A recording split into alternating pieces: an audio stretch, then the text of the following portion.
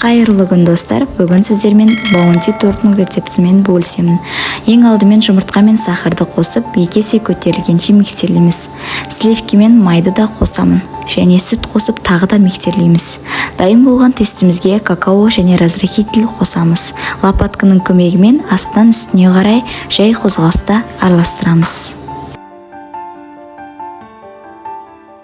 Болған тестімізді противеньге салып, қызып тұрған пешке 60 градусқа саламыз.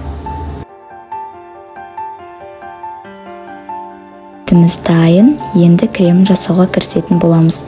Сгущенка және кокосты араластырып, торттың бетіне орналастырамыз.